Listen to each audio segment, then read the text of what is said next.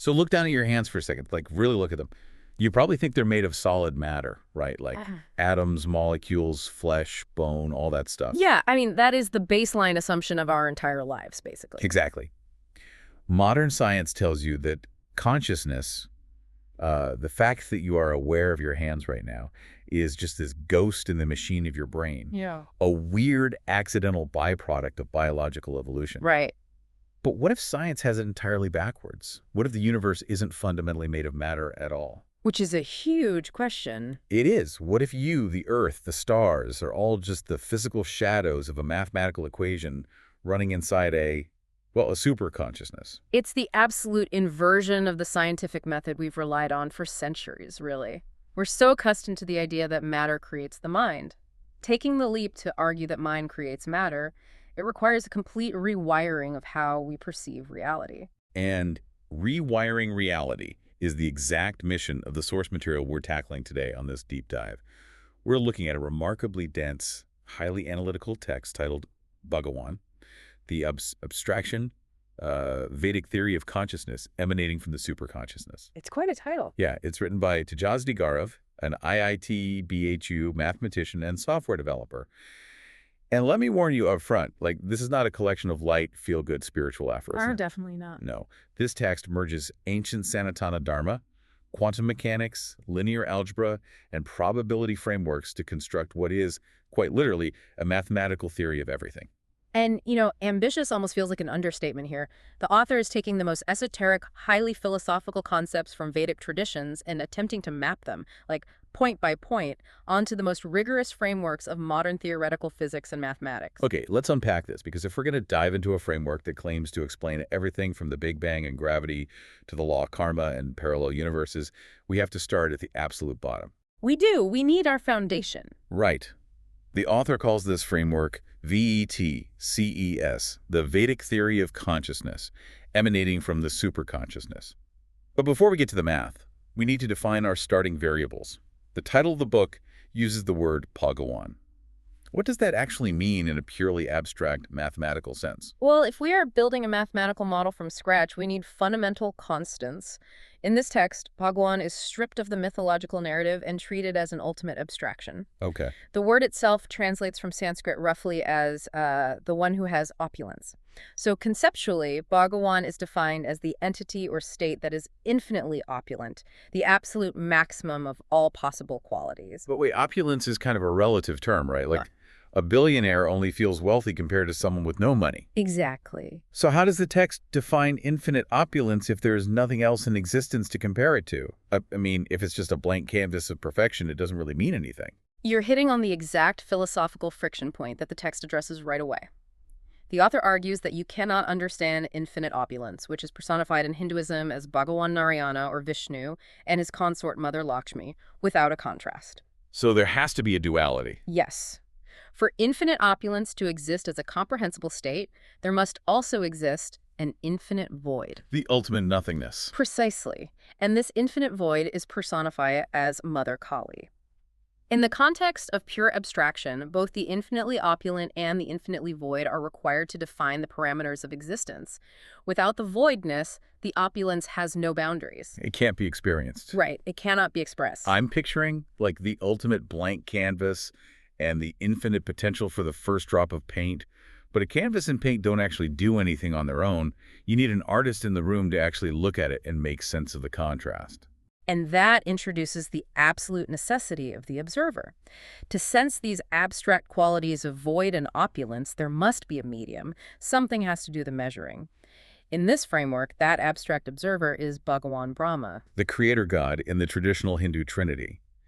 But the text separates the concept of the abstract observer from the instance of the observer, which, I'll be honest, threw me for a loop. Can you break down the difference there? Sure. Think of the abstract observer as the concept of vision itself, whereas the instance of the observer is the actual eye looking at something. Oh, okay. The instance of this abstract observer is called Brahman, which we can understand as universal consciousness. It's the active, localized awareness. And the energy that this Brahman is looking at, the tangible expression of that opulence, is called Adishakti, the primary energy. So, to summarize our starting variables, we have infinite energy to look at, infinite void to contrast it against, and a cosmic eye to observe it. That's our setup. But if this setup is already infinite and perfect, how do we get the messy three-dimensional universe we actually live in? Why isn't it just a static, frozen perfection? Yeah. How does this universal consciousness actually grow? Well, it grows because consciousness, at its most basic level, acts as a binary classifier.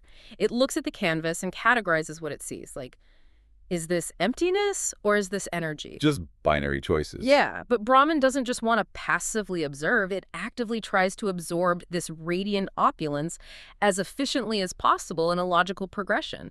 It's driven to expand its capacity to observe. And this is where the text throws a massive calculus equation at me. There was a whole section mapping this expansion using fractions and powers of infinity.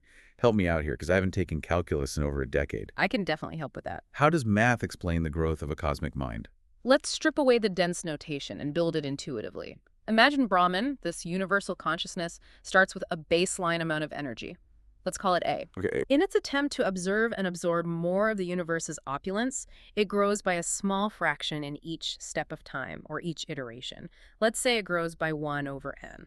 So it's essentially compound interest, like a cosmic savings account. That's a perfect analogy.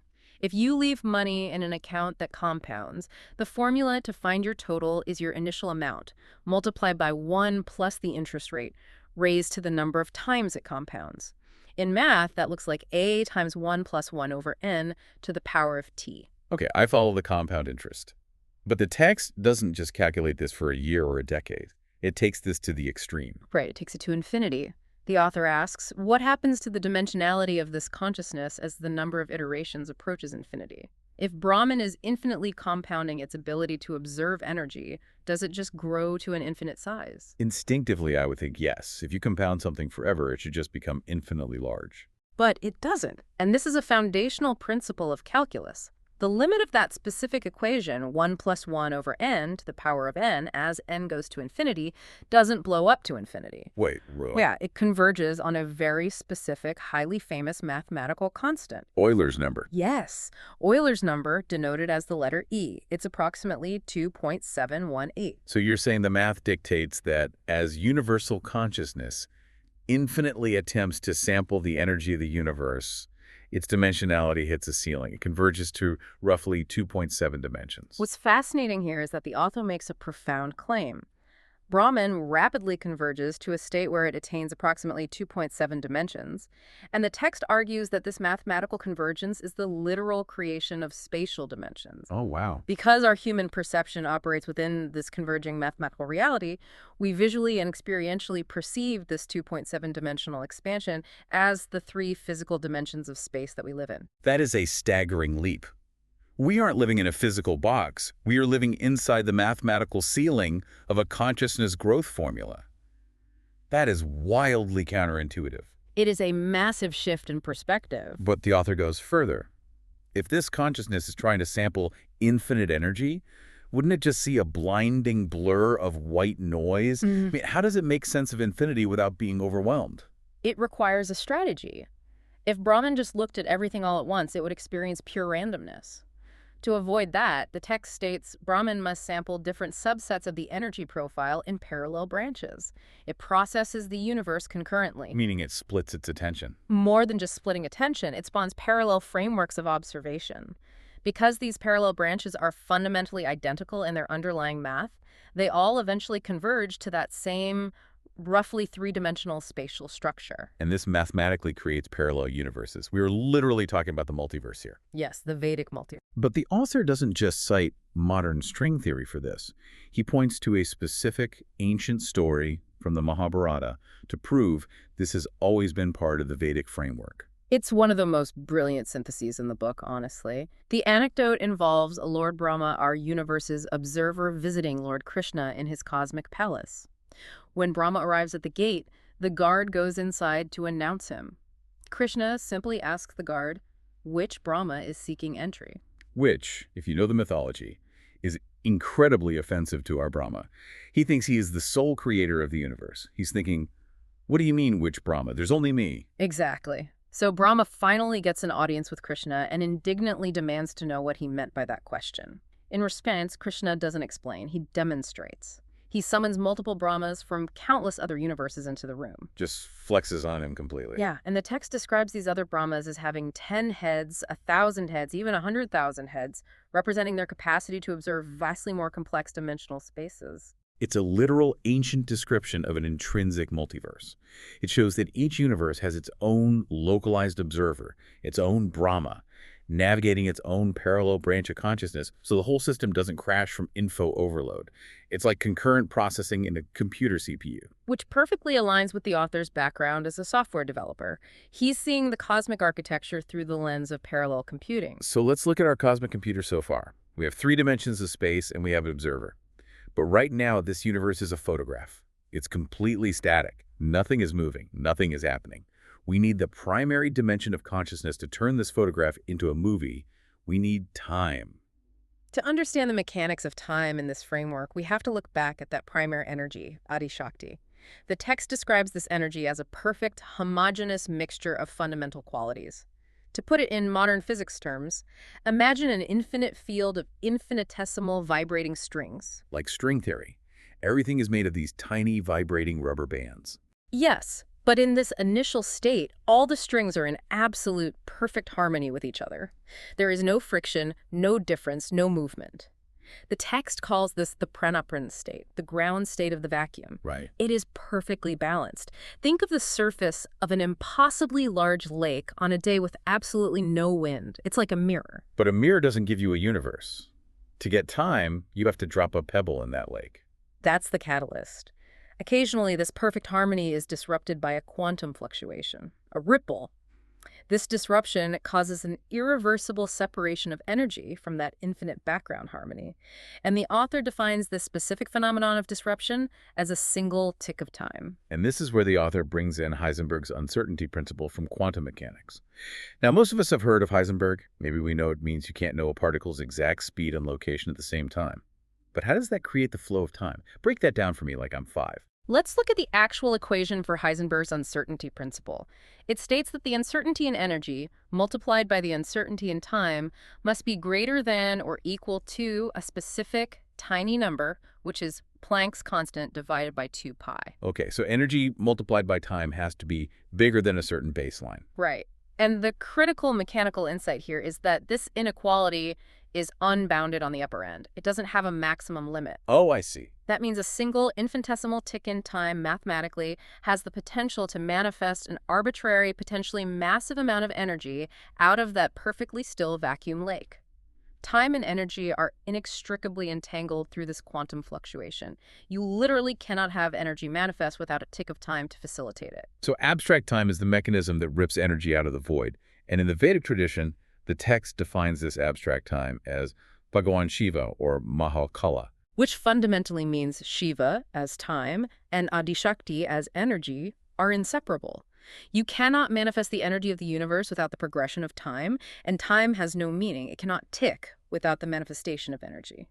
But this raises a huge question. The energy ripples out of the lake. But how does it decide what shape to take? Does it become a star, a rock, a wave of light? This brings us to another famous physics concept the book tackles, which is Thomas Young's double-slit experiment. It's the quintessential demonstration of wave-particle duality. In a lab, if you shoot particles of light photons through a barrier with 2 slits in it and you don't observe them, they act like a wave of pure potential. They create an overlapping interference pattern on the wall behind the barrier. They act like a ripple in water passing through 2 gaps. Yes. But the moment you place a detector at the slits, the moment you observe which specific slit the photon goes through, the wave function collapses. The interference pattern vanishes. The photons suddenly act like solid, definitive particles hitting the wall like bullets. The analogy I always use for the observer effect is a video game rendering engine. If you're playing an open-world game, the console's processor doesn't bother rendering the forest behind your character. It just holds the potential of the forest in its memory to save power. That's a great way to put it. It only actually renders the trees into solid objects when you turn your character's camera to look at them.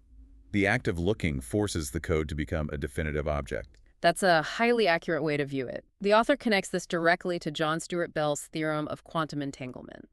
Bell's theorem essentially proves that particles can be deeply connected in ways that defy classical physics. In this framework, the observer is fundamentally entangled with the entity being observed. The state of the observer, their intention, their focus, dictates the state of the entity.